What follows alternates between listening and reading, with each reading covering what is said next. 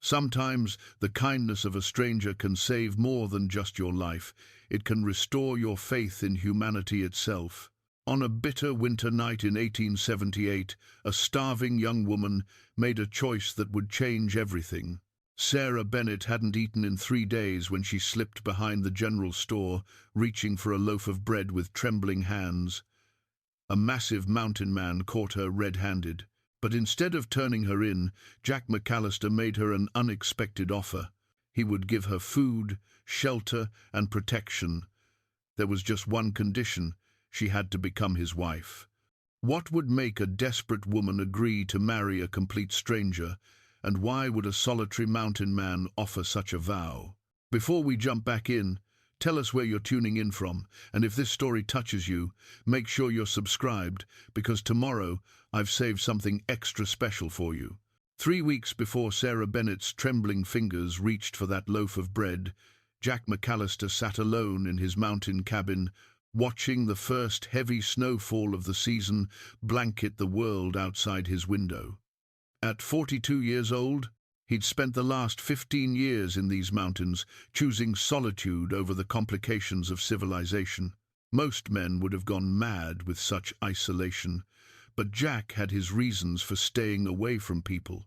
The cabin he'd built with his own hands stood sturdy against the wind, logs chinked tight with moss and mud, a stone fireplace that could heat the single room even in the deepest winter. It wasn't much by town standards, just one main room with a sleeping loft above and a small storeroom for his furs and supplies, but it was his, built on land that had belonged to an uncle he'd barely known.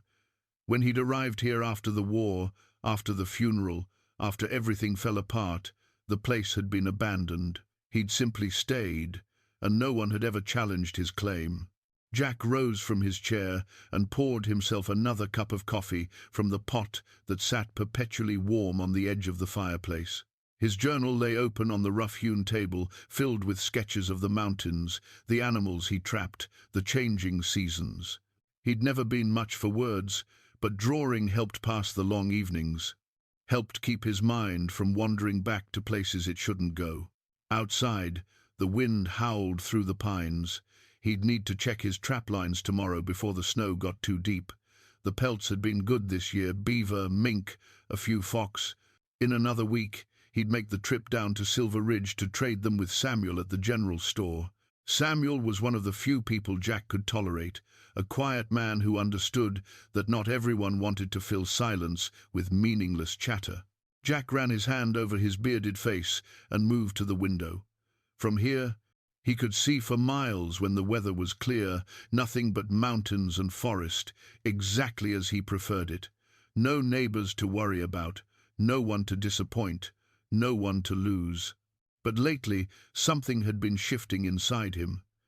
The satisfaction he'd once found in his solitary routine had begun to feel hollow. He was getting older, and these winters seemed harder each year. Not that he couldn't handle the work, he was still strong, still capable. It was something else, something he didn't like to name. Loneliness had a way of creeping up on a man, slow and patient as a winter frost. He thought about his monthly trips to town, how he'd started paying more attention to the people there. Silver Ridge was barely more than a handful of buildings clinging to existence in the Montana Territory: a general store, a saloon, a boarding house, a doctor's office that doubled as just about everything else the town needed. Most of the prospectors who'd come through during the gold rush years had moved on, leaving behind only those stubborn or desperate enough to make a life in this unforgiving place.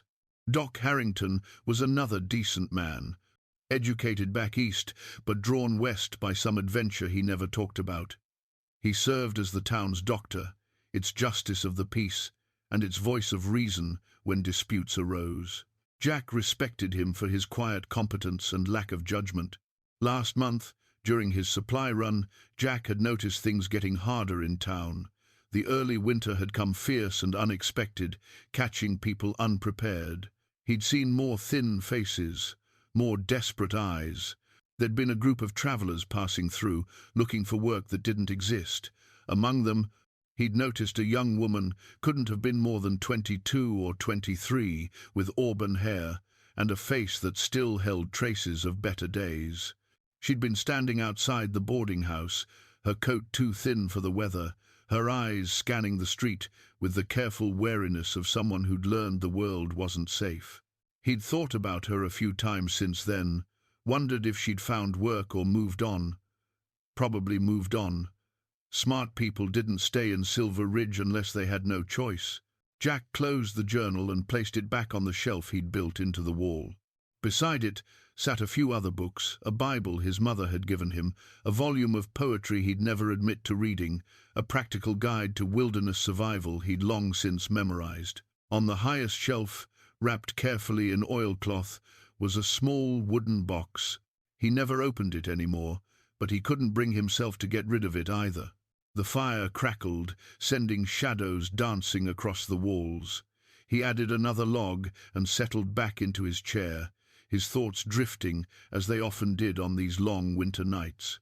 He thought about the life he'd left behind the farm in Ohio, his young wife Elizabeth with her bright laugh and gentle hands, the baby they'd been expecting. He thought about coming home from a neighbor's barn, raising to find Doc Henderson's wagon outside, the look on the old doctor's face when he'd opened the door. Childbed fever, they'd called it. Both gone within hours of each other, mother and son, before Jack had even gotten to meet his boy. He'd tried to stay, to keep the farm going, but everywhere he looked he saw ghosts. The cradle he'd built sat empty in the corner. Elizabeth's dresses still hung in the wardrobe. After 6 months of that torture, he'd sold everything and headed west, looking for a place remote enough that he could forget. Turned out you couldn't really forget. You could only get far enough away that the memories didn't ambush you quite so often. 15 years was a long time to spend running from the past. Lately, he'd begun to wonder if maybe he'd run far enough. The wind rattled the shutters, pulling him back to the present. He should get some sleep. Tomorrow would be a long day on the trap lines, and he needed to start preparing for his trip to Silver Ridge. He'd need supplies to get through the worst of winter: flour, coffee, sugar, maybe some tobacco if Samuel had any decent stock. And he needed to trade those furs while they were still prime. Jack climbed the ladder to the sleeping loft, his body moving with the easy strength of a man who'd spent his life doing physical labor. He stretched out on the bed he'd built, covered himself with the heavy quilts and furs that kept the mountain cold at bay, and stared up at the dark ceiling. Sleep came slowly, as it usually did, and when it finally arrived, he dreamed of things he'd thought he'd learned: to stop wanting a warm voice in the morning, someone to share the coffee with, hands that weren't his own, helping with the work. He dreamed of a cabin that felt like a home instead of just a shelter. He woke before dawn, as he always did, and pushed the dreams away. Dreams were dangerous things for a man who'd learned that wanting something was the surest way to lose it. But 3 weeks later, when he'd catch a thin young woman stealing bread in the middle of a freezing night, those dreams would come rushing back with a force that surprised even him. And in that moment, watching her terrified eyes meet his in the darkness behind Samuel's store, Jack McCallister would make a decision that would change both their lives forever. For now, though, he simply dressed, made his coffee, and headed out into the snow to check his traps, unaware that fate was already setting the pieces in motion. Sarah Bennett pressed herself against the rough wooden wall of the general store, her breath coming in shallow clouds of white vapor. The night was brutally cold, the kind of cold that seeped through worn fabric and settled into bones. She hadn't eaten in 3 days, and the gnawing emptiness in her stomach had long since turned from pain to a hollow, dizzy weakness. 3 months ago she'd had a future. Not a grand one, but a future nonetheless. Her parents had owned a small farm in Pennsylvania, nothing fancy but enough to get by. Her father had been a good man, steady and kind. Her mother had taught her to read, to sew, to appreciate the small beauties in life: a sunset, a well-prepared meal, the sound of rain on the roof. They'd been a family, small, but complete. Then the fever came. First her father, his strength failing over the course of 2 terrible weeks. Then her mother, who'd worn herself out nursing him, following him into death just 5 days later. Sarah had been 19 years old, suddenly alone with debts she couldn't pay and land she couldn't work by herself. The Hendersons, a family heading west with promises of opportunity in the Montana Territory, had seemed like a godsend. They'd needed help with their children during the journey, and they'd promised Sarah work at their new ranch once they arrived. She'd sold everything, the farm, the furniture, her mother's good dishes, and used the money to pay her parents' debts and buy passage west. The journey had been hard, months of travel in cramped wagons, crossing rivers and mountains, watching the landscape grow wilder and more beautiful and more terrifying with each passing mile. But Sarah had been young enough to still have hope, to believe that hardship was temporary and that better days waited just over the horizon. They'd arrived in Silver Ridge 6 weeks ago, and that's when everything fell apart. There was no ranch. Mr.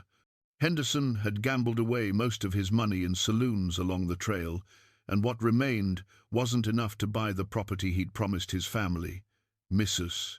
Henderson had looked at Sarah with tired, guilty eyes and said there was no work, no money to pay her, nothing they could do. They'd given her $3 and directions to the boarding house, then disappeared into the growing darkness of their own failure. $3 lasted exactly 1 week in a frontier town where everything was expensive and jobs for single women were non-existent. The boarding house owner had been kind but firm. No money meant no room. Sarah had tried everywhere. The saloon owner had looked her up and down with eyes that made her skin crawl and offered her work she absolutely would not do. The doctor had been sympathetic but had no need for help. The few families in town either couldn't afford hired help or wouldn't trust a stranger. She'd spent the last 2 weeks sleeping in an abandoned lean-to behind the livery stable, wrapped in every piece of clothing she owned. She'd sold her good boots, her mother's shawl, everything except the tattered coat on her back and the small cameo brooch pinned inside it, the last thing her mother had given her. She couldn't bring herself to part with that, even though she knew it might buy her a few more days of survival. Now, standing in the freezing darkness behind Samuel's general store, Sarah felt the last threads of her dignity unraveling.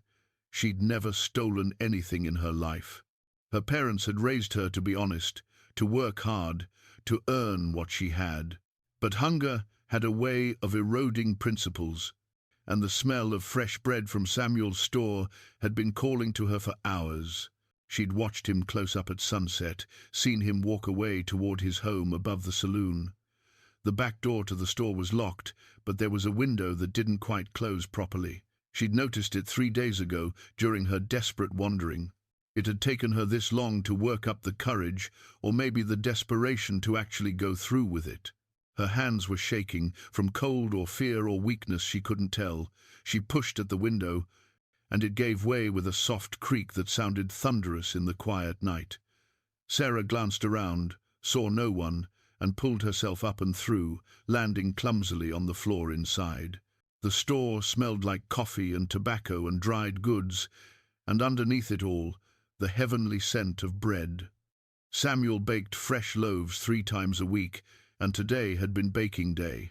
Sarah's eyes adjusted to the darkness, and she could make out the shapes of barrels and shelves, and there on the counter a cloth-covered basket.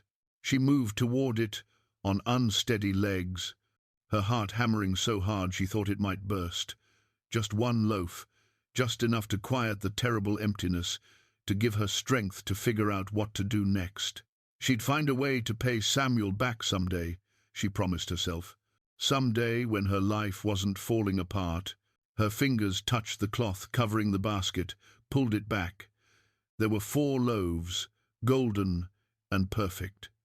She reached for the smallest one, lifted it with both hands like it was something precious. It was still slightly warm. "When did you last eat?" Sarah's whole body went rigid. The voice came from behind her, deep and quiet and completely calm. She turned slowly, the bread clutched against her chest, and saw a massive shape in the doorway, a man so tall he had to duck slightly to stand in the frame. shoulders broad enough to block most of the light from the street. Terror flooded through her. She'd be arrested, thrown in jail, or worse. Her mind spun with images of everything that could happen to a woman caught stealing in a frontier town where law was often handled by whoever was strongest or angriest. "I asked you a question." The man stepped forward, and she could see him better now. He had a thick, dark beard streaked with grey, intense eyes that studied her with an expression she couldn't quite read. He wore heavy furs and carried himself with the solid presence of someone who spent his life doing hard physical work. "When did you last eat? When did you last eat?" 3 days, Sarah whispered, then hated herself for answering. What did it matter? Desperation wasn't an excuse for theft. The man looked at her for a long moment, taking in her thin frame, her worn clothes, the way she swayed slightly on her feet. Then he reached past her, took the cloth from the basket, and wrapped it around the loaf she was holding. "Come on," he said simply. "What?" Sarah's voice came out as barely more than a breath. "I said, come on. You're going to eat." He moved toward the door, clearly expecting her to follow. "You're not taking me to the sheriff?" He paused and looked back at her, something almost like surprise crossing his features. "I'm taking you to the diner. Can't have a conversation with someone who's about to fall over from hunger." Sarah's legs felt like they might give out entirely. "I don't understand." "Leven you nethers. Nothing to understand right now. We'll talk after you eat. But we're leaving through the front door, not crawling back out that window. And I'm locking up proper behind us." His tone was matter-of-fact, neither cruel nor particularly kind, just stating how things would be. She followed him because she couldn't think of what else to do, her mind unable to process what was happening. He locked the store behind them, pocketed the key, apparently he had permission to do that, and began walking down the empty street toward the small building that served as Silver Ridge's diner.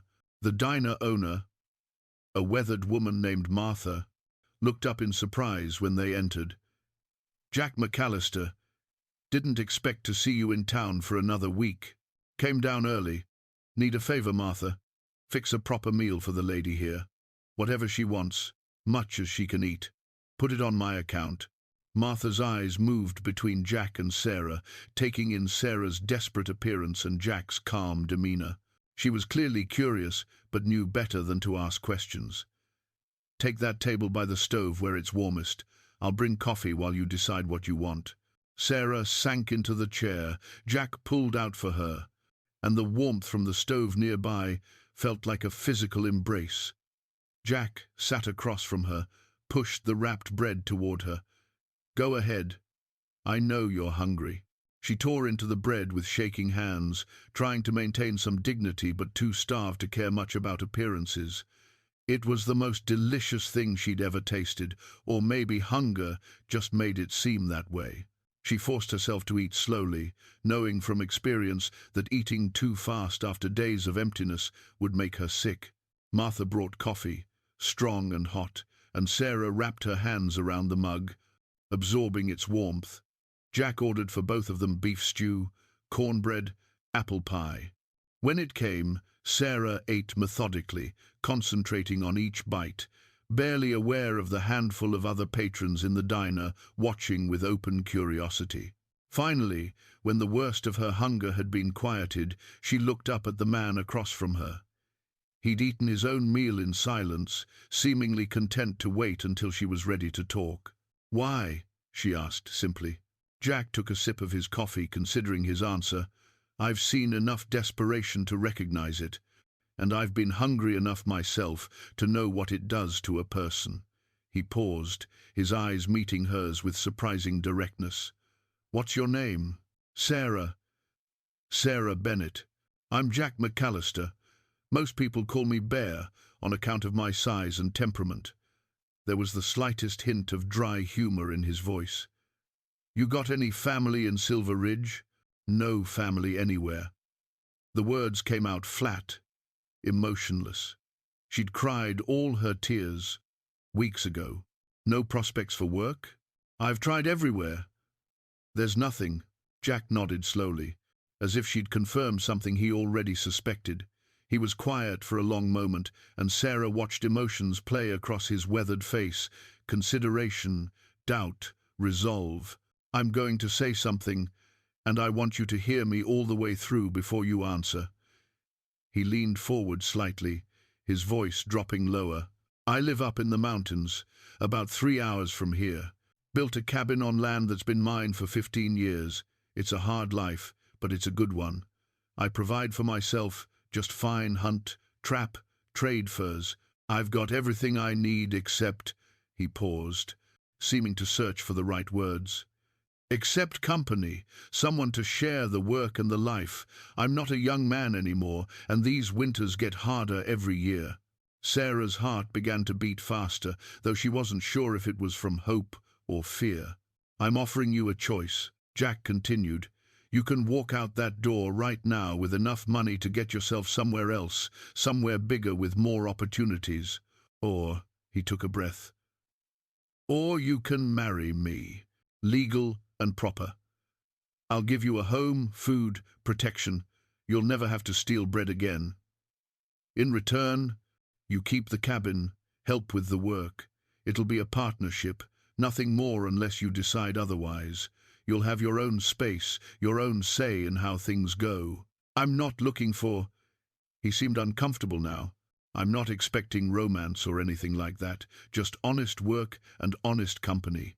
Sarah stared at him, trying to process what she was hearing. Marriage. To a complete stranger, a mountain man she'd met 10 minutes ago while stealing bread. "Why would you do this?" she whispered. "You don't know anything about me. I know you'd rather steal than sell yourself. I know you're desperate but not broken, and I know that sometimes two people who are alone are better off being alone together." He met her eyes steadily. "I'm not asking for an answer tonight, but I'm heading back up the mountain tomorrow afternoon. If you decide yes, meet me at Samuel's store at noon." He stood, placed money on the table for their meals, and turned to leave. At the door he paused and looked back. "There's no shame in whatever you decide, Miss Bennett, but if you do say yes, I'll keep my word to you. You'll be safe, fed, and treated with respect. You have my promise on that." Then he was gone, disappearing into the night, leaving Sarah sitting in the warmth of the diner with the taste of food in her mouth and an impossible decision weighing on her heart. She sat there long after her coffee went cold, staring at nothing, while her whole future hung suspended between desperation and hope. 6 weeks into their marriage, the worst blizzard of the season arrived with a vengeance. Sarah woke to find the windows completely obscured by snow, and when Jack tried to open the door, he had to push against a drift that had piled nearly 3 feet high against the entrance. "We're staying put for a few days," he announced, forcing the door closed against the howling wind. "No point trying to check traps in this. Can't see 10 feet in front of you out there." Being confined to the cabin together was different from their usual routine. There was nowhere to go, nothing to do but maintain the fire, prepare meals, and find ways to pass the time. The first day, they mostly read Sarah with her poetry book, Jack with a worn copy of a wilderness survival guide he'd long since memorized. By the second day, the silence felt different. Not uncomfortable exactly, but charged with a kind of restless energy. They were becoming too aware of each other in the small space, the way Sarah hummed softly while cooking, the way Jack's voice rumbled when he read aloud from his book, the careful dance they did to avoid too much accidental touching in the confined quarters. That afternoon, Sarah noticed Jack looking at his journal, the worn leather book he kept on the shelf. She'd seen it before but had never asked about it, respecting his privacy. Now, trapped together with nothing but time, curiosity got the better of her. "What do you write in there?" she asked. "Or is it private?" Jack glanced up, surprised by the question. He considered for a moment, then said, "Mostly I draw. Not much of a writer, but I can sketch things well enough." He paused. "You want to see?" "Only if you're comfortable sharing." He retrieved the journal and handed it to her, then returned to his chair, pretending to read but clearly watching her reaction from the corner of his eye. Sarah opened the journal carefully. The pages were filled with detailed sketches, mountains rendered in careful pencil strokes, animals caught in moments of natural grace, trees bent by wind, the cabin from various angles. The drawings were good, really good, showing an eye for detail and a patience that matched what she'd learned of Jack's character. Deeper into the journal, she found sketches of people. An older couple, stern-faced but kind-eyed, his parents, perhaps. And then a drawing of a young woman with soft features and gentle eyes, her hand resting on a swollen belly. Sarah's breath caught. "That's Elizabeth," Jack said quietly. "Drew that about a week before I lost them." Sarah studied the drawing, seeing the love in every careful line. She was beautiful. She was. Jack was quiet for a moment. "I don't look at that page much anymore. Used to be I couldn't bear to, but I kept it because forgetting seemed worse than remembering." Sarah turned more pages, finding later sketches, all landscapes and animals, no more people, until near the end, where she found something that made her pause. It was a small, simple drawing of a wildflower, pressed flat between the pages, its delicate petals still holding faint color despite years of being stored away. "Found that the first spring after I came here," Jack said, his voice taking on a reflective quality. "Everything that year felt dead, including me. But that flower pushed up through the snow, bright and alive, and I thought—" He stopped, searching for words. "I thought maybe if something that small could survive, maybe I could too." Sarah felt tears prickling her eyes. She understood that impulse, the need to find meaning in small signs of perseverance. "May I tell you something I haven't told anyone?" "Of course." She reached inside her collar and pulled out the cameo brooch she'd kept hidden. "This was my mother's. It's the only thing I have left from my old life. I've kept it secret because I was afraid if anyone knew I had it, they'd try to take it or convince me to sell it." She held it out for him to see, a delicate profile of a woman carved in ivory against a blue background. "Sometimes I hold it and pretend I can still feel her presence, like she's still looking out for me somehow." Jack looked at the brooch, then at Sarah, his expression softening. "She'd be proud of you. The way you've handled everything, the strength you've shown, any mother would be proud of that." The simple words of affirmation broke something open in Sarah. She'd been holding herself together so carefully, being strong because she had to be, but hearing someone acknowledge the difficulty of what she'd endured made her realize just how much she'd been carrying.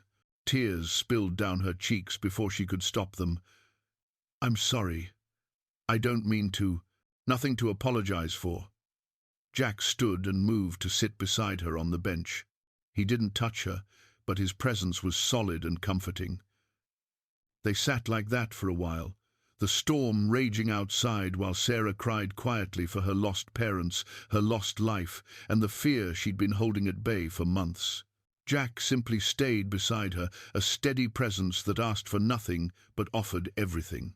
When her tears finally subsided, she wiped her eyes with her sleeve and gave him a watery smile. "Thank you. For understanding. For all of it." "Sarah," Jack said, his voice serious, "I need you to know something. When I offered you marriage, it was partly practical. I won't lie about that. But it was also because, when I saw you that night, desperate but still fighting, still holding on to your dignity, even in the worst moment, I saw strength, real strength. The kind that comes from surviving things that should have broken you." He paused. "These weeks with you they've reminded me what it feels like to care about someone's well-being, to want to see them smile, to look forward to evening conversations. I want you to know that this arrangement, whatever it started as, it's become more than that for me." Sarah's heart was beating faster. "What has it become?" Jack met her eyes directly. "I don't know exactly what to call it yet, but I know that you're not just someone I'm helping anymore. You're—" he seemed to struggle with the words. "You're someone I care about. Someone whose happiness matters to me." Sarah reached out and took his hand, rough, calloused, but warm and solid. "I care about you too, more than I expected to, more than maybe either of us planned." Jack looked down at their joined hands, then gently squeezed hers. "We don't have to rush to name what this is, but I wanted you to know that whatever it becomes, I'm here. Not out of obligation, but because I choose to be." "I choose to be here too," Sarah said softly. They sat together in the warm cabin while the storm raged outside, hands clasped, the journal open between them showing all the careful documentation of Jack's lonely years. But those years were ending, Sarah realized. For both of them, they were building something new from the ruins of their separate griefs, something neither could have imagined, but both were beginning to hope for. When the storm finally broke 3 days later and they could open the door to a world transformed by snow, they emerged as different people than they'd been when it started. The careful distance they'd maintained had closed somewhat, replaced by a tentative but genuine intimacy that promised to grow deeper with time.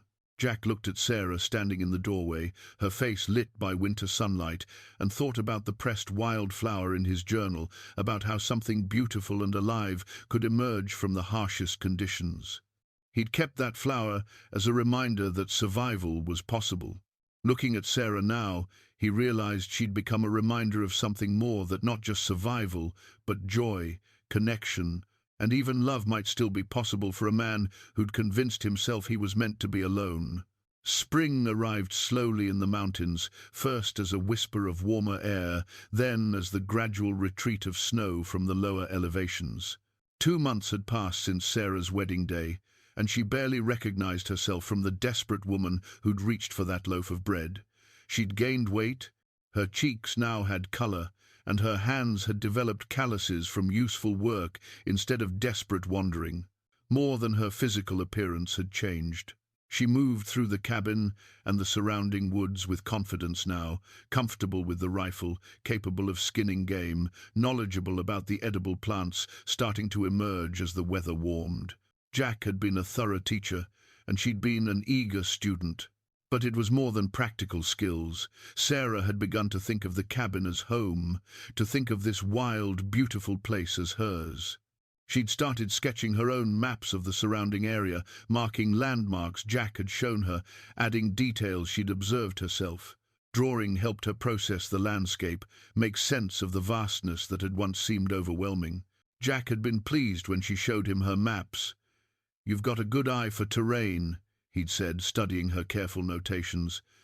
"These are better than what I keep in my head." "I learned from watching you," she'd replied. "The way you read the land, see patterns I never would have noticed." The compliment had made him smile, one of those rare, full smiles that transformed his usually serious face into something warmer, younger. Now, with spring making travel easier, Jack announced they needed to make a supply run to Silver Ridge. It had been 2 months since they'd been to town, and they were running low on essentials: flour, coffee, sugar, ammunition. Sarah felt a flutter of anxiety at the prospect. She'd spent these months in relative isolation, building her new life away from the judgment and curiosity of others. Returning to town meant facing people as Jack's wife, dealing with whatever assumptions or gossip had grown in their absence. "We'll leave early tomorrow," Jack said, noticing her apprehension. "Get there, do our business, and head back. Don't have to stay longer than necessary if you're not comfortable." "It's not that I'm uncomfortable exactly," Sarah tried to explain. People were kind when we married, but I know they must have questions about why you married me so suddenly. About what kind of woman gets caught stealing and ends up married the next day." Jack's expression hardened slightly. "Any questions people have are none of their business. You're my wife. That's all they need to know." The protectiveness in his voice warmed Sarah, even as it surprised her. Somewhere along the way, Jack had stopped seeing their marriage as merely a practical arrangement. He defended her now not just as a responsibility, but as someone who mattered to him personally. The next morning dawned clear and relatively warm. They set out after breakfast, riding side by side down the mountain trail. The journey that had seemed so long and intimidating to Sarah 2 months ago now felt familiar, almost comfortable. She'd learned to read the trail, anticipate the horses' movements, appreciate the stunning views without fear. They reached Silver Ridge by mid-morning. The town looked exactly as Sarah remembered it, small, worn, clinging to existence through sheer stubbornness. But now she saw it differently, through the eyes of someone who belonged somewhere else, someone who had a home to return to. Samuel saw them first. He came out of the general store wiping his hands on his apron, his weathered face breaking into a genuine smile. "Jack, Mrs. McCallister, good to see you both. Been wondering how you were getting on up there."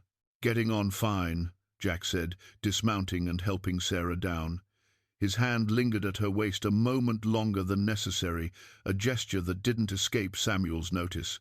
Inside the store, they went through their supply list while Samuel filled their order. He kept up a steady stream of conversation news from town, reports of other trappers' success rates, mentions of families who'd moved on, and new arrivals who'd stayed. "Clayton Winters has been asking about you, Jack," Samuel mentioned casually. But Sarah caught the slight edge in his voice. "What's he want?" Jack's tone was careful, neutral. "Didn't say exactly, but he's been buying up land around the territory, consolidating holdings. You know how his family is always looking to expand." Jack grunted non-committally, but Sarah saw tension settle into his shoulders. They finished their business with Samuel and were loading their horses when a well-dressed man approached them.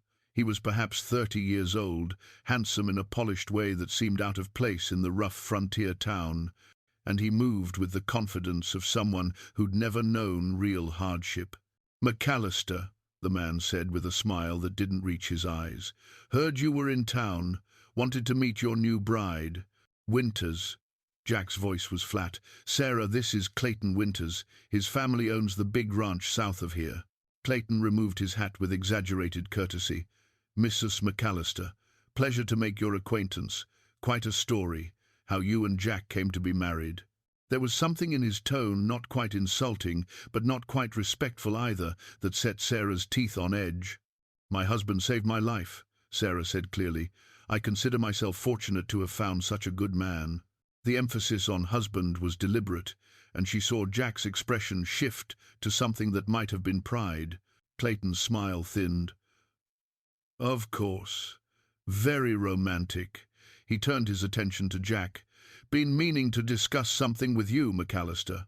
That land of yours up in the mountains, prime timber country.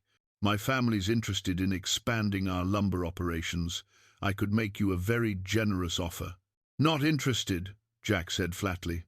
"You might want to hear the figure before you decide." "No figure's high enough. That land's mine, and it's staying mine." Clayton's expression hardened slightly.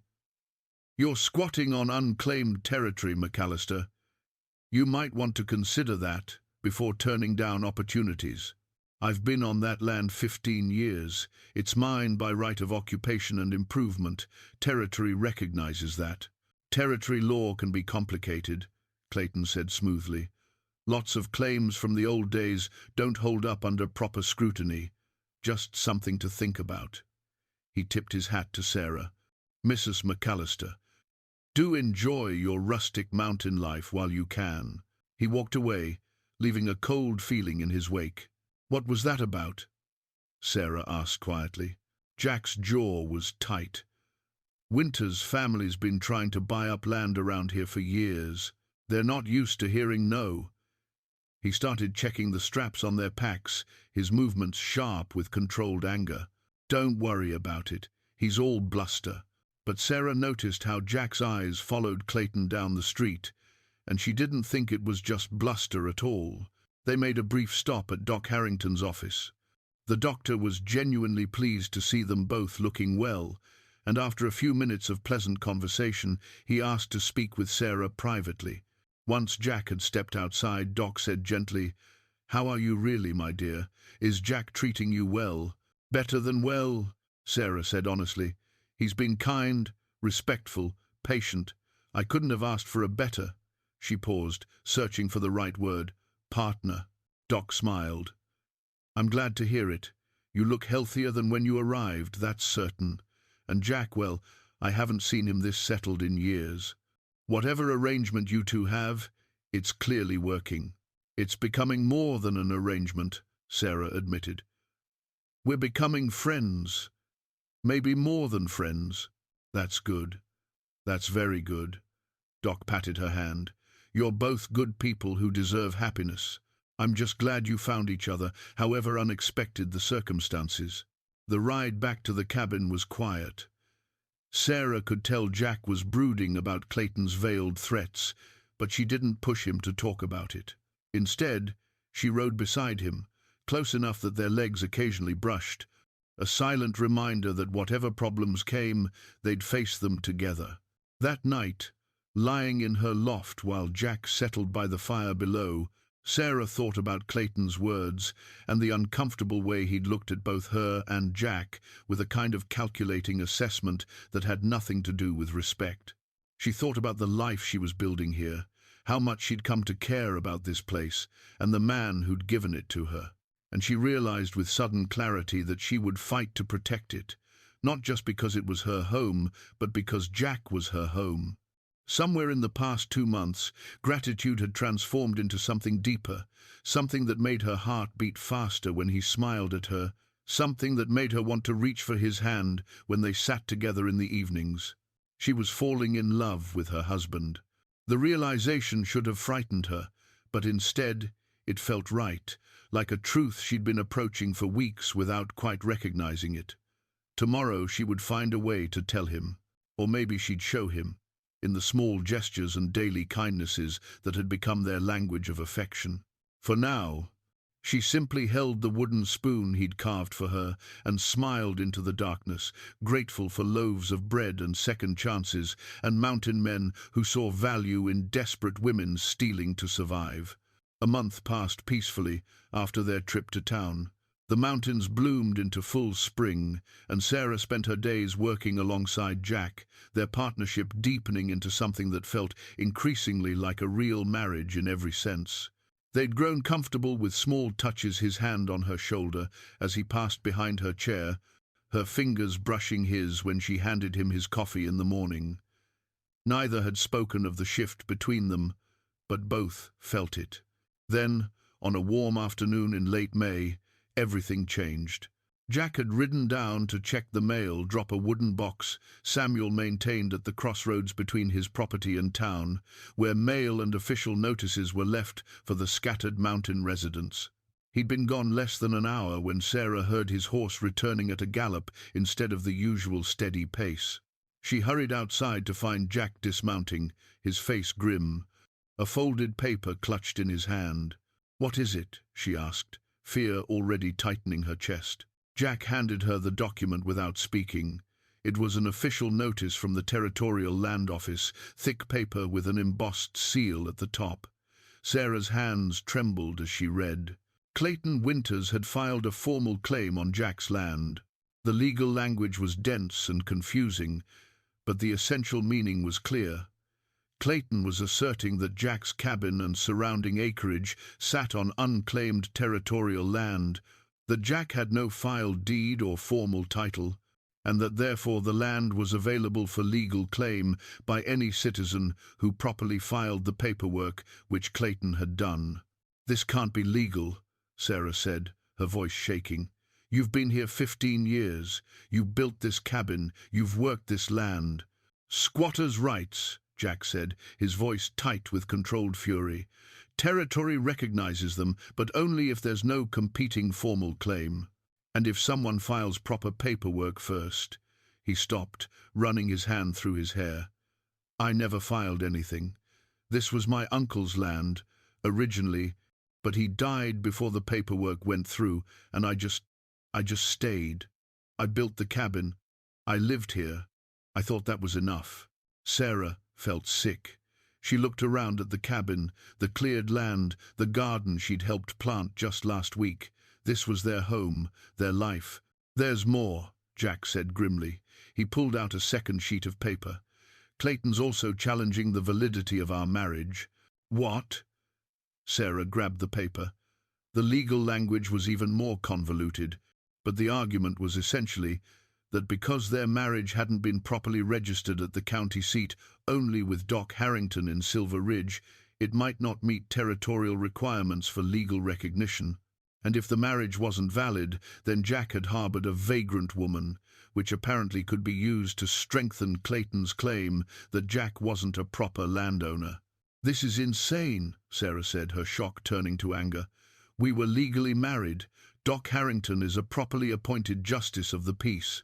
For the town of Silver Ridge, yes. But the county seat is in Benton Falls, 2 weeks' travel from here. Apparently, there's a territorial statute that requires marriages to be recorded there within 90 days. Jack's voice was bitter.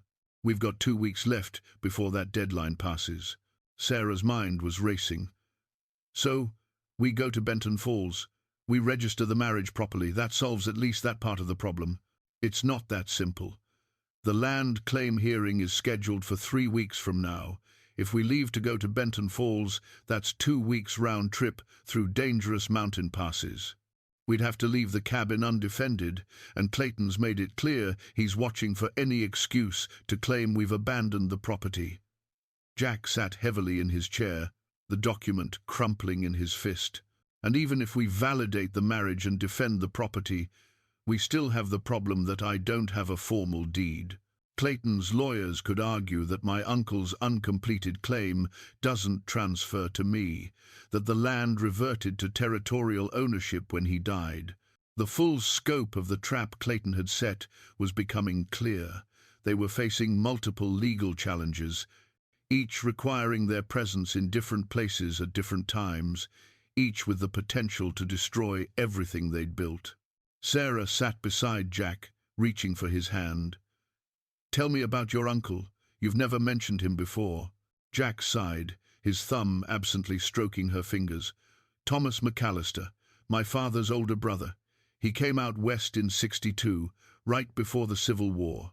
Filed a claim on this land, started building, then the war started, and he enlisted. Died at Shiloh in '63. I was just a boy then. Didn't even know about this place until after Elizabeth and the baby. I was searching through my father's papers, looking for anything that might tell me where to go, how to disappear. Found letters from Thomas, found the rough location he'd described. When I got here, the original cabin had mostly fallen apart, but the land was empty, so I stayed." "Do you have those letters? Any of Thomas's papers?" "Somewhere. I haven't looked at them in years." Sarah stood, determination replacing despair. "We need to find them. If Thomas filed a proper claim, and your blood family, there might be legal precedent for you, inheriting his rights to the land." They spent the next several hours searching through the storeroom where Jack kept things he'd accumulated over the years. Finally, in a leather satchel buried under old furs, they found a bundle of letters tied with string and a few official-looking documents. Sarah spread them on the table, reading carefully. Most were letters between Thomas and Jack's father, full of descriptions of the West and plans for the future. But tucked among them was a document that made her heart race, a copy of Thomas McCallister's original land claim, filed with the Territorial Office in 1862, with a detailed description of the boundaries that matched exactly where they were sitting. "Jack, this is it.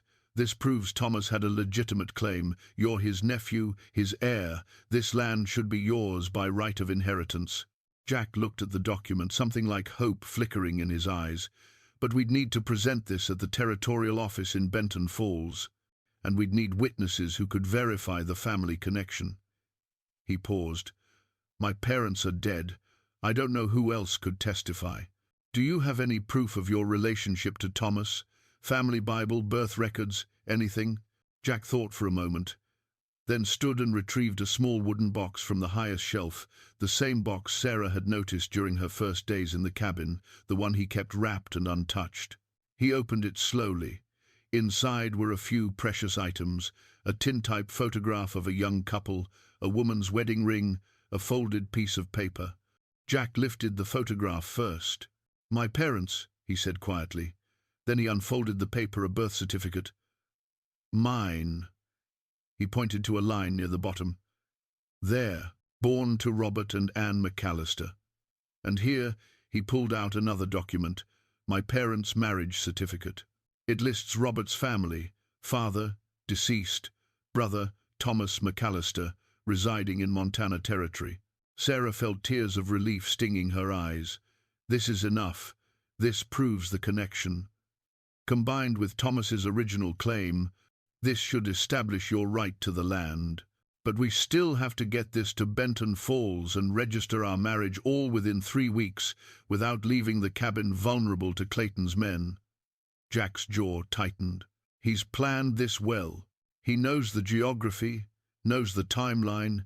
He's betting we can't do both. Then we do both, Sarah said firmly.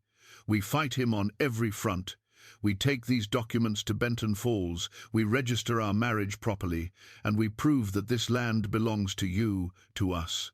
Jack looked at her, really looked at her, and Sarah saw the war in his eyes between the fear of losing everything again and the hope that maybe, just maybe, they could win. I could lose this place, he said quietly. 15 years of my life just gone, and worse, I could lose you in the process. If this marriage gets declared invalid, if you're not losing me, Sarah interrupted fiercely. I don't care what Clayton Winters or any legal document says. I'm your wife because I choose to be, and I'll keep choosing it every day, with or without papers that say so. She gripped his hands tightly. But we're going to fight for those papers anyway, because this is our home and no one has the right to take it from us. Jack pulled her close, wrapping his arms around her in the first real embrace they'd shared since their wedding day. Sarah pressed her face against his chest, feeling his heartbeat, strong and steady despite the fear he had to be feeling. I can't do this alone, Jack said into her hair. You're not alone. You haven't been alone since that night behind Samuel's store. Sarah pulled back just enough to look up at him. We're partners, remember? We face this together. Jack cupped her face in his large, calloused hands, his thumb brushing away a tear she hadn't realized had fallen. When did this stop being about survival and start being about something else? I think it started being something else the moment you asked me when I'd last eaten, instead of dragging me to the sheriff, Sarah said softly. We just took a while to recognize it. He leaned down and kissed her then, gentle at first, then deeper as months of restrained feeling finally found expression. When they finally pulled apart, both were breathing hard, and Jack rested his forehead against hers. I love you, he said simply. Didn't plan to, didn't expect to, but I do. I love you too, Sarah whispered back, and that's why we're going to fight for this, for us. That night, they didn't retreat to their separate sleeping spaces. Instead, they sat together by the fire, planning their strategy, two people who'd started as desperate strangers and had become something infinitely more precious partners, friends, and finally, truly, husband and wife in every sense that mattered. The legal documents that threatened to destroy them sat on the table, but beside them sat Thomas's claim papers and the proof of family connection. They had weapons to fight with. They had each other. And they had something Clayton Winters had never counted on, the fierce determination of two people who'd already survived, losing everything and refused to let it happen again. Tomorrow they would begin the journey to Benton Falls. Tonight they held each other and promised, with or without legal validation, to stand together against whatever came next. They set out at dawn, the cabin secured as best they could manage. Doc Harrington had agreed to check on the property every few days, and Samuel had promised to keep an eye out for any of Clayton's men heading into the mountains. It wasn't perfect protection, but it was the best they could do. Jack had packed carefully the precious legal documents wrapped in oilcloth and tucked into his saddlebag, along with supplies for 2 weeks on the trail. His father's compass, a worn brass instrument that had guided his family for generations, hung around his neck. Sarah rode beside him on the gentle mare, which she'd learned to handle with confidence over the past months. The first 2 days passed without incident. They followed mountain trails Jack knew well, camping at night under the stars. Despite the stress of their mission, there was something deeply right about traveling together this way. They'd become a team over the past months, and now they moved in sync, Sarah gathering firewood, while Jack tended the horses, taking turns keeping watch, sharing warmth in their bedrolls as the mountain nights grew cold. On the second night, huddled together beside the fire, Sarah asked, "What will we do if we lose?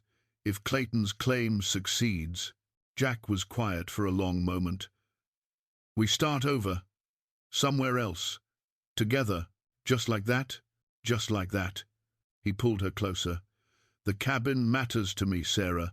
Those mountains have been my home for 15 years. But you matter more. If I have to choose between the land and you, there's no choice.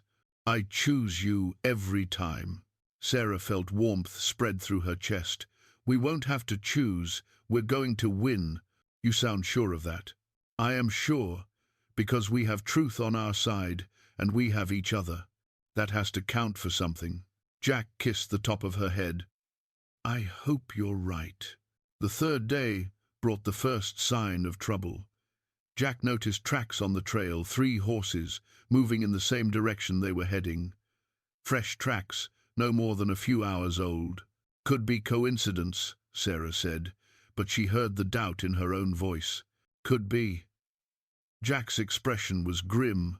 Or, "Clayton sent men to make sure we don't reach Benton Falls in time." They proceeded more cautiously after that, Jack constantly scanning the trail ahead and behind. By late afternoon, they'd reached a narrow canyon, the only practical route forward through the mountains. The steep walls rose on either side, creating perfect conditions for an ambush. "We could try going around," Jack said, studying the terrain. "But it would add 3 days to our journey. We don't have that kind of time." "Then we go through," Sarah said firmly. She checked the rifle Jack had taught her to use, making sure it was loaded and ready. Jack looked at her with something like pride. "When did you get so brave?" "I learned from you. You've spent 15 years surviving in these mountains. I trust your judgment, and I trust us to handle whatever comes." They entered the canyon, moving slowly, every sense alert. The sound of their horses' hooves echoed off the stone walls. Halfway through, Jack suddenly pulled his horse to a stop, holding up his hand for silence. 3 men emerged from behind a rock formation ahead, blocking the trail. They were rough-looking, the kind of hired guns who did dirty work for money without asking too many questions. All 3 had hands on their weapons. "That's far enough, McCallister," the largest one called out. He had a scar running down his cheek, and the cold eyes of someone who'd done violence before and wouldn't hesitate to do it again. "Mr. Winters sent us to give you a message." "I can imagine what kind of message," Jack said calmly, though Sarah could see his muscles tensing, preparing. "Let me guess. Turn back, leave the territory, forget about your land claim." "Smart man. Mr. Winters is prepared to be generous. He'll give you enough money to start fresh somewhere else. All you have to do is not show up in Benton Falls." "Not interested." The scarred man shrugged. "Didn't think you would be. But we had to offer. Now we're going to escort you back the way you came, peaceful-like, if you cooperate." "And if we don't cooperate?" Sarah spoke up, her voice steadier than she felt. The man's eyes slid to her, and something unpleasant flickered in them. "Then things get unpleasant, Mrs. McCallister, and that would be a shame." Jack's hand moved almost imperceptibly toward his rifle. Sarah recognized the tension in his body. He was calculating odds, distances, looking for options. "There's 3 of us and 2 of you," the scarred man continued. "And your wife there looks like she's got some spirit, but I doubt she's much of a shot. Best just turn around while everyone can still walk away." What happened next occurred so fast that Sarah barely registered it until it was over. A 4th man, hidden in the rocks above, stood to get a better shooting angle. Sarah, whose eyes had been scanning their surroundings as Jack had taught her, saw the movement and reacted on pure instinct. Jack! Above! Jack dove sideways as the hidden gunman fired, the shot going wide.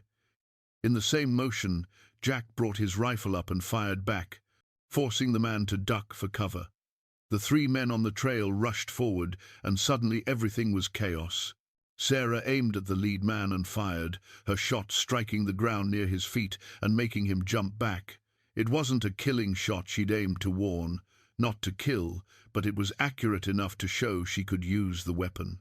Jack was in motion, using the canyon walls and rock formations for cover, his movements displaying the kind of tactical awareness that came from years of hunting and surviving in dangerous territory. He fired again, this time hitting one of the men in the shoulder, sending him sprawling. "Behind you!" Sarah shouted as the scarred leader tried to flank Jack. She fired again, and this time her bullet struck close enough that the man had to dive for cover. The fight lasted perhaps 3 minutes, though it felt like hours. Jack's knowledge of the terrain and his superior marksmanship gradually gave them the advantage. The man with the shoulder wound was down and screaming. The hidden shooter had retreated higher into the rocks. The other two realized they were outmatched and began backing away. "Tell Clayton this didn't work," Jack called out, his rifle still trained on them. "Tell him we're going to Benton Falls and we're going to prove that land is mine. And tell him if he sends anyone else after us, they'll get worse than a shoulder wound." The scarred man's expression was murderous, but he helped his wounded companion onto a horse. "This isn't over, McCallister." "No, it's not. But you're done for today. Get moving." They left, taking their wounded with them, disappearing back the way they'd come. The hidden shooter also retreated, apparently deciding the money wasn't worth facing both Jack and Sarah. Once they were alone, Jack turned to Sarah, his expression a mixture of concern and amazement. "Are you all right?" "I'm fine. Shaking, but fine." She lowered the rifle, only now realizing how hard her hands were trembling. Did I help?" Jack pulled her close, rifle and all. "You saved my life. That warning about the man above, I wouldn't have seen him in time. And your shooting kept them divided, made them think twice." He pulled back to look at her. "You were incredible." Sarah let out a shaky laugh. "I was terrified. Being brave doesn't mean not being scared. It means doing what needs to be done despite the fear." Jack checked their horses, which had stayed surprisingly calm during the confrontation. "But we've got a problem now. They'll regroup and either come back with more men or try to cut us off before we reach Benton Falls. We need to move fast." The horses they'd been riding were exhausted from the fight and the day's travel. Jack made a quick decision they'd continue on foot through the night, leading the horses to let them rest. It would be brutal, but it would also be unexpected. Clayton's men would assume they'd camp and rest, giving the men time to organize. They pressed on through the canyon and beyond, using the compass and Jack's knowledge of the stars to navigate in the darkness. Sarah's legs ached, her feet hurt, but she didn't complain. She thought of the cabin, of the life they'd built, of everything they stood to lose if they failed. Near midnight, they reached a small cave Jack remembered from years ago. It was defensible, hidden from the trail, and large enough for them and the horses. They stopped to rest, both too exhausted for more than brief sleep. Sarah woke first as dawn light began filtering into the cave. Jack was sitting near the entrance, keeping watch despite his obvious exhaustion. She moved to sit beside him, and he automatically put his arm around her. "We're going to make it," she said quietly. "I know we are. How can you be sure?" "Because we have to. Because there are two kinds of people in this world, those who give up when things get hard, and those who fight harder. We're the second kind." Jack looked at her with such love and admiration that it took her breath away. "When I found you stealing that bread, I thought I was rescuing someone who needed help. I didn't realize I was the one who needed rescuing." "We rescued each other," Sarah said softly. They set out again at full dawn, pushing hard toward Benton Falls. The landscape gradually changed as they descended from the high mountains, becoming less rugged, more populated. They passed other travelers now, saw signs of settlements and farms. On the fifth day, exhausted, dusty and determined, they crested a final hill and saw Benton Falls spread out in the valley below. It was larger than Silver Ridge, a proper town with multiple streets, dozens of buildings, and even a church with a real steeple. "We made it," Sarah breathed. "First part's done," Jack said. "Now comes the hard part, proving our case." They rode into town as the afternoon sun cast long shadows across the main street. The territorial office was easy to find, a solid building with an official seal above the door. But when they checked the time, they discovered it was already late afternoon. The office would close in less than an hour. "We'll go first thing tomorrow," Jack decided. "Tonight we get cleaned up, get some real rest. We'll need clear heads to deal with the bureaucracy." They found a modest hotel and took a room. Sarah washed the trail dust from her face and hair, changed into the one clean dress she'd brought. Jack did the same, transforming from a rough mountain man into someone who could navigate official proceedings. That evening, sitting in the hotel room reviewing their documents one more time, Sarah felt a strange mixture of anxiety and confidence. They'd come so far, survived an ambush, pushed through exhaustion and danger. Tomorrow they would either prove their right to their home and their marriage, or they would lose everything. But looking at Jack, seeing the determination in his eyes matching her own, Sarah knew that even if they lost the legal battle, they'd won something more important. They'd found each other. They'd built something real from the ashes of their separate griefs and desperate circumstances. "Whatever happens tomorrow," Jack said, as if reading her thoughts, "I want you to know these months with you have been the best of my life. Even with all this trouble, even with everything at stake, I wouldn't change a single moment." "Neither would I," Sarah said. "Not even the stealing." Jack laughed, the tension breaking for a moment. "Especially not the stealing. Best theft I've ever witnessed." They held each other that night, drawing strength from their partnership, from the love that had grown between them. Tomorrow they would fight for their future. Tonight they simply held on to each other, and the certainty that whatever came, they would face it together. 2 weeks passed in a state of tense anticipation. Jack and Sarah remained in Benton Falls, using the time to prepare for the hearing and to keep themselves safe from any further attempts at intimidation. They spent their days reviewing their documents, rehearsing their testimony, and consulting with Pettigrew, who'd proven surprisingly helpful beyond his official duties. The morning of the hearing arrived cold and clear. The territorial courthouse was a substantial building, the most impressive structure in Benton Falls. Sarah dressed in her best outfit, such as it was, and Jack wore clean clothes with his hair and beard neatly trimmed. They looked respectable, honest, like people who'd worked hard for what they had. Clayton Winters was already in the courtroom when they arrived, flanked by 2 lawyers in expensive suits that seemed absurdly out of place on the frontier. He smiled at them with cold confidence, clearly expecting an easy victory. The territorial judge, a stern-faced man named Horace Blackwood, entered precisely at 9 o'clock. He was in his 60s, with sharp eyes that suggested he'd heard every lie and seen every legal trick in his long career.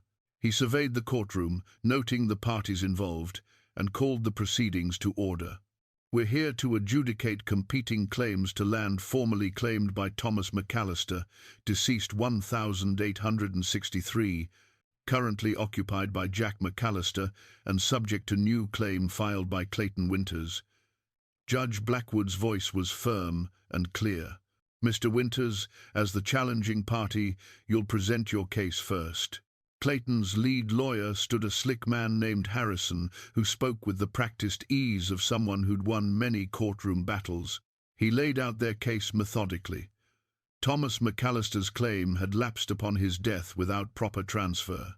The land had reverted to territorial ownership. Jack McCallister had occupied it without filing proper claim, which constituted squatting, not legal ownership. Clayton Winters had filed all appropriate paperwork to claim the land legally. Furthermore, Your Honor, Harrison continued, we question the validity of Mr. McCallister's recent marriage, which appears to have been hastily arranged to strengthen his claim to the property. The marriage was not properly registered within territorial guidelines until just 2 weeks ago, suspiciously close to this hearing. Judge Blackwood made notes but gave no indication of his thoughts. Mr. McCallister, your response? Jack stood, and Sarah felt a surge of pride at his steady presence. He wasn't a lawyer, wasn't educated in courtroom tactics, but he had truth on his side and the quiet strength of a man defending what was rightfully his. Your Honor, Thomas McCallister was my uncle. These documents prove our family relationship. Jack laid out the birth certificates and marriage records. When he died at Shiloh, his claim didn't lapse, it passed to his family. I came to that land in 1863 with knowledge of his claim as his heir, and I've occupied it continuously for 15 years. I've built a cabin, improved the land, lived there through every season. That's not squatting, that's inheritance and stewardship. Do you have the original correspondence that led you to the land? Judge Blackwood asked. Yes, Your Honor. Jack produced Thomas's letters to his father. These letters describe the exact location and boundaries of the claim. Pettigrew stood and approached the bench. Your Honor, if I may? The Territorial Office has located the original survey records from 1862. He presented the map and surveyor's notes. Marcus Webb's survey documents Thomas McCallister's claim in detail. When you compare these boundaries to the land, Mr. McCallister has occupied, they match exactly. This isn't coincidence, it's proof of continuous family ownership. Judge Blackwood studied the survey map carefully, comparing it to the modern territorial maps. His expression was unreadable, but Sarah thought she detected a shift in his demeanor. Harrison tried to recover. Your Honor, even granting family relationship, there's no documentation of formal transfer. Because my uncle died in battle, Jack interrupted, his voice carrying the weight of old grief. He didn't have time to write a will or transfer papers, but that doesn't make his claim invalid or mean it stopped belonging to his family. I'm his blood, his heir. I found the land he claimed, I honored his memory by building on it, and I've lived there honorably for 15 years. That should count for something. Judge Blackwood leaned back in his chair. Mr. Harrison, I've seen situations like this before. Territorial law regarding inheritance and claim succession can be murky, particularly in cases involving war deaths. But there's established precedent that family members can inherit claim rights, especially when they demonstrate continuous occupation and improvement. He turned to Clayton. Mr. Winters, did you or your family have any relationship to Thomas McCallister? Any prior claim to this land before Mr. Jack McCallister's occupation? Clayton's jaw tightened. No, Your Honor. So your claim is based purely on filing paperwork for land that was already occupied by the original claimant's heir. The heir had not filed proper documentation. Because he was living on and improving the land his uncle claimed as family, Judge Blackwood interrupted. Mr. Winters, I've reviewed your recent land acquisitions. There's a pattern here of using legal technicalities to challenge long-standing occupations by settlers who lack formal education in territorial law. Harrison stood quickly. Your Honor, we're simply following proper legal procedures. Procedures that allow wealthy individuals to dispossess working settlers through bureaucratic manipulation, the judge said dryly. I'm familiar with the tactic, Mr. Harrison. He turned to Pettigrew. What's the Territorial Office's position on this case? Pettigrew stood. Your Honor, the surveyor's records establish that Thomas McCallister filed a legitimate claim in 1862.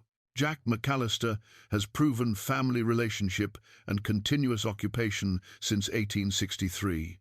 In my professional opinion, this represents valid claim succession, and we recommend formalizing Mr. Jack McCallister's ownership with a proper deed. Judge Blackwood nodded slowly. He made several notes, then looked up at both parties. I'm prepared to rule. Mr. Winters, Your claim is denied.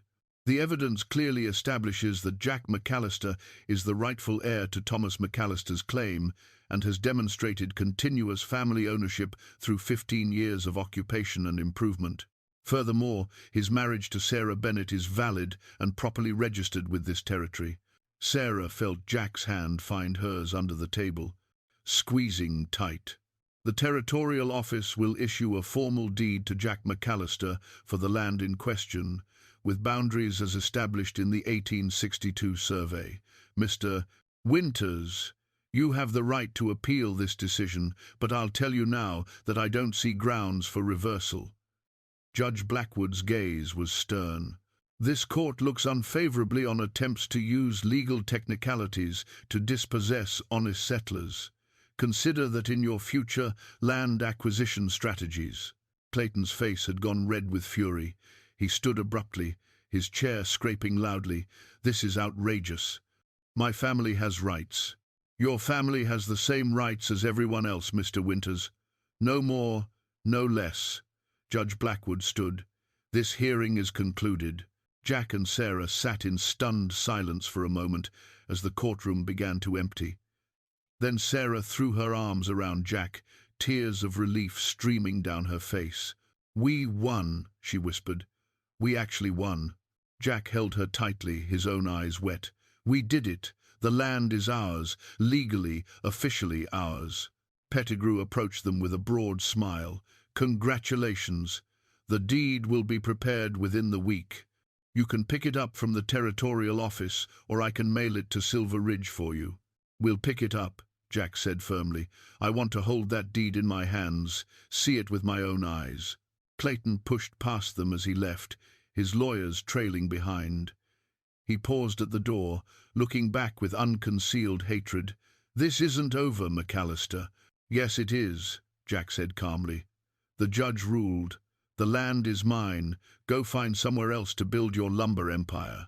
After Clayton stormed out, Sarah and Jack stood on the courthouse steps, looking out at the town of Benton Falls with new eyes. They'd come here desperate and uncertain. They were leaving as legal landowners, their marriage validated, their future secure. What do we do now? Sarah asked. Jack smiled, really smiled, the kind of smile she'd only seen from him a handful of times. Now we go home. 3 months later, on a warm summer morning, Sarah stood on the porch of their cabin, watching Jack work on the expansion they'd been planning. The legal deed to their land hung framed just inside the door, a constant reminder of how far they'd come and what they'd fought to keep. The return journey from Benton Falls had been triumphant. They'd stopped in Silver Ridge to share the news, and the celebration at Samuel's store had drawn nearly everyone in town. Doc Harrington had shaken Jack's hand firmly and hugged Sarah warmly. Even the saloon owner, usually taciturn, had offered congratulations and a round of drinks on the house. Clayton Winters had left the territory shortly after the hearing.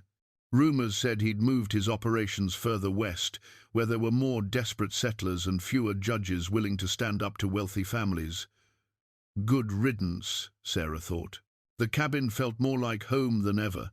Jack had started building an addition, a proper bedroom for them, freeing up the loft for the future they were both beginning to imagine. The garden Sarah had planted was thriving, providing fresh vegetables that supplemented the meat Jack hunted.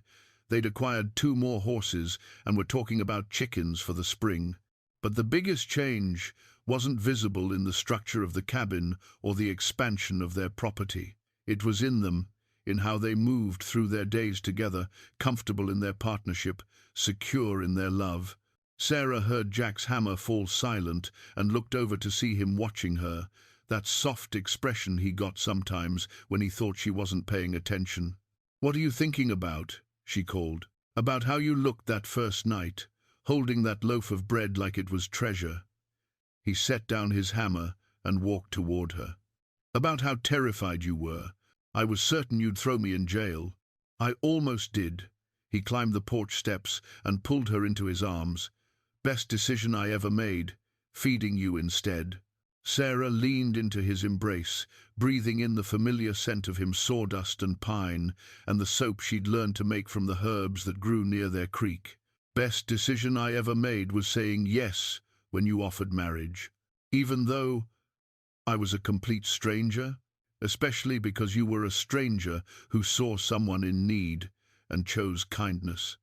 She pulled back to look at him. That told me everything I needed to know about your character. Jack cupped her face in his hands, callous thumbs brushing her cheeks. I love you, Sarah McCallister, more than I thought I could love anyone again. I love you too. She smiled, then took a breath, gathering courage for what she needed to say. And there's something I need to tell you. She saw worry flicker in his eyes. I'm pregnant. Jack went completely still, his hands frozen on her face.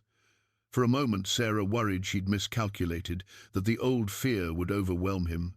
Then his expression transformed, shock giving way to pure, incandescent joy. We're... He couldn't seem to form a complete sentence. We're having a baby. Doc Harrington confirmed it last week when we were in town. I wanted to be sure before I told you. Jack's eyes filled with tears, and he pulled her close, holding her with a tenderness that made her own tears fall. I thought, after Elizabeth and our son, I thought I'd never have this chance again. Are you happy? Sarah asked, even though she could feel his happiness in how he held her. Happy doesn't begin to cover it. He pulled back, looking at her stomach with wonder. A baby. Our baby. Then worry crossed his face. Doc says you're healthy? Everything's all right? Everything's perfect. He says I'm strong and the baby's growing well. He'll check on me regularly, and when the time comes... She placed her hand over his heart. This time will be different, Jack. I'm young, I'm healthy, and we have Doc Harrington. This time will be different. Jack nodded, swallowing hard. I know it will be. It's just, I know. She understood the fear behind his joy, the ghost of old trauma that would never completely disappear. But we'll face it together, just like we faced Clayton Winters and that long journey and everything else. Together, Jack agreed, placing his large hand gently over her still flat stomach. The three of us. That evening they sat on the porch together, watching the sun set over the mountains that had become their home. Jack had his arm around Sarah, his hand resting protectively on her middle, and she leaned into him, feeling more content than she'd ever imagined possible. What do you think your parents would say? Jack asked softly. About all this? About us? Sarah considered the question. I think my mother would say that sometimes the path to happiness takes us places we never expected. And my father would say that any man who treats his daughter with respect and kindness is welcome in the family. She smiled. What about your Elizabeth? Do you think she'd be happy for you? Jack was quiet for a long moment. I think she'd be grateful that I found someone who brought me back to life. She always said I had too much love to give to waste it on being alone. He kissed Sarah's hair. I think she'd like you. I think she'd be glad I found you. I wish I could have known her. She was wonderful. But so are you, in your own way. Different, but just as wonderful. Jack tightened his arm around her. I'll never forget her or our son, but I'm ready to build new memories now, good ones, with you and our child. They sat in comfortable silence as darkness fell and stars began to appear in the vast sky above. Sarah thought about the journey that had brought her here, the loss of her parents, the betrayal that left her stranded, the desperate night she'd reached for bread just to survive. If someone had told her then that within 6 months she'd be sitting here, loved and safe and pregnant with a child, she wouldn't have believed them. But life had a way of surprising you. Sometimes the worst moments led to the best outcomes. Sometimes what seemed like an ending was actually a beginning. Jack, she said softly. Thank you for not turning me in that night. Thank you for seeing someone worth saving instead of just a thief. Jack pulled her closer. Thank you for saying yes. Thank you for taking a chance on a lonely mountain man who didn't know how much he needed saving too. You stole more than bread that night, Sarah said, echoing his words from earlier. What did I steal? She smiled into the darkness. My heart, though I think I gave it willingly. Jack laughed softly. Then we're both thieves. Because you stole mine the moment I saw you standing there, terrified but defiant, refusing to give up even when everything seemed lost. Above them, the stars wheeled in their eternal dance. Around them, the mountains stood solid and unchanging. And inside the cabin behind them, a new wooden sign waited to be hung, the McCallister home, carved by Jack during the long evenings, a symbol of permanence and belonging. From a stolen loaf of bread had grown a lifetime of love, proving that sometimes what we think we're taking is actually what saves us.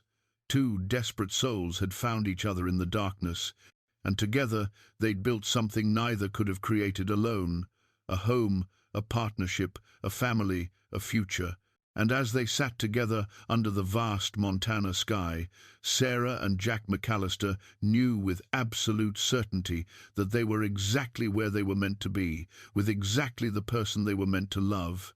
The journey had been hard, the obstacles nearly insurmountable, but they'd faced everything together. And they would face whatever came next the same way, hand in hand, heart to heart, building their life one day at a time in the mountains they'd fought so hard to keep.